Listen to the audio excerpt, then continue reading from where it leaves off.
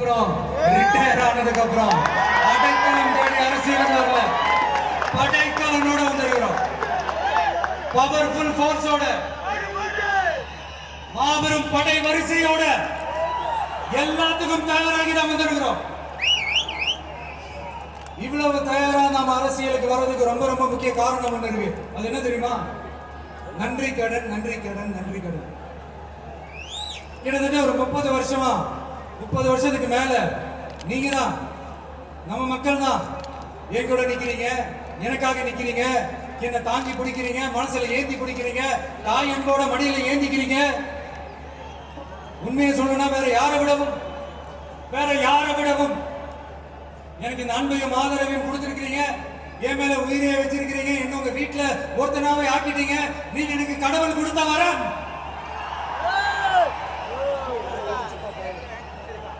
உலகம் பூரா நமக்காக நம்ம கூட நிக்கிற நம்ம மக்களை நான் எப்படி மறப்பேன்?